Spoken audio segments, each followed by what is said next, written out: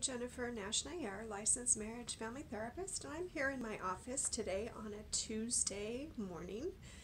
And I just kind of wanted to show you a little bit about my office and talk to you a little bit about the work that I do as a marriage family therapist. So as I look around my office, I'm going to give you a little bit of a tour. The theme that I kind of went with, and it wasn't necessarily something that I planned, but I really get into kind of the theme of flight. And so as you see, I have kind of a lot of birds. I'm trying to figure out this camera. And particularly the hummingbird. Where the heck did the hummingbird? There it is. The hummingbird is a really inspiring bird. I don't understand how they can kind of keep in the air, and I find them to kind of be a symbol of awe and wonder and hope and all of those things that I want more of in my life. And so as I was decorating my office, I kind of came across different artwork that really spoke to me. And kind of just what my intention was is to kind of show the possibility of flight and kind of rising up above and over our difficulties and those things that life throws at us.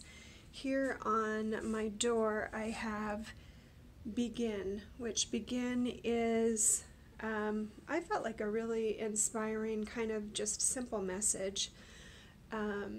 We have to start somewhere, and I think the beginning is the most difficult part. Kind of whenever we tackle or start a really difficult process, kind of the fear about starting, or even kind of just those feelings that we get when we're just kind of safe in our comfort zone. But the idea of beginning and kind of being starting and being at the beginning is a really inspiring idea. And I'm going to show you this. It's called, I don't know if you can see that, but you could probably see my office through the reflection. But it says, "I can do hard things." That was a gift from my sister a few years ago. And it really reminds me, a lot of times I'll have to kind of remind myself all through my master's program, and then just in accruing the hours that I needed to become licensed as an MFT, that phrase really helped to get me through those really hard times. Okay, so this is a little bit of a tour of my office. I'm loving the couches. I love the color of the couches. Kind of a teal green. Well, let me tell you a little bit more about me as a marriage family therapist. So this is a later in life career for me. I had done quite a few 9-to-5 jobs in my kind of early adulthood, and then I just had always found it quite invigorating and fulfilling to kind of be a safe place for people to talk about their difficulties and kind of share with me their stories.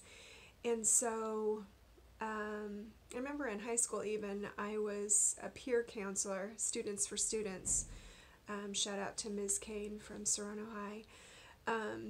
But even at that young age, I kind of felt this excitement or feeling drawn to being able to be a support to others.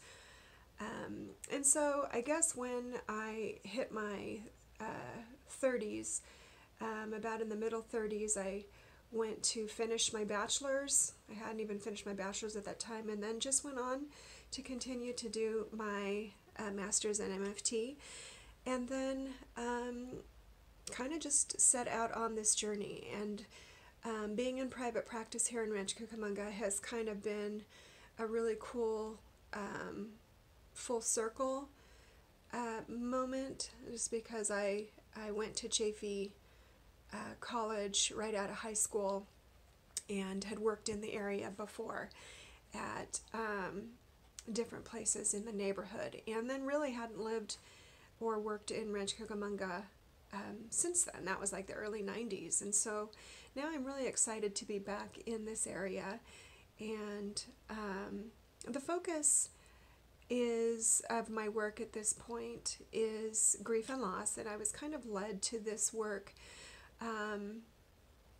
not necessarily intentionally. I had a couple of teen and child clients that whose moms had died, and so it became kind of a really prolific time for me, and really needing to learn how to be a safe space.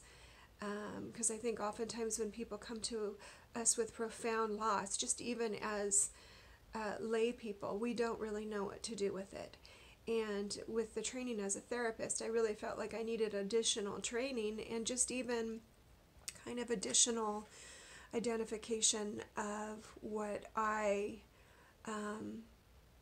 believe about loss and grief. And a lot of times our society doesn't normalize such a normal feeling. Grief is the normal and natural reaction to loss, but we don't typically get that support from those around us. I think even currently, I just heard that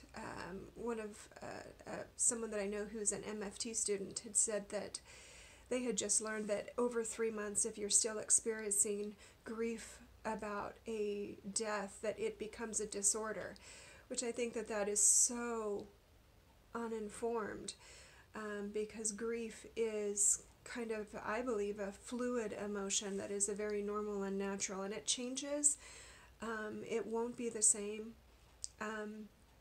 but very helpful to look at it as something that will change in time, but may always be there, because we loved those who we lost, who have died or are no longer in our lives. Oftentimes there's complicated or conflicting feelings about that. I'm a grief recovery method specialist, which I'm really excited about, because I feel a beautiful method to be able to identify what we wish we could have done different, better, or more, and then just be able to identify and communicate any of the emotional communication or communication of an emotional nature that we need to communicate to someone who cares and who is listening. Anyway, so grief and loss is one of the areas that I'm really focusing on, and I feel my heart drawn towards. And I just thank you for watching and for listening, and I hope this to be the first of many videos, and I will see you soon. Thank you.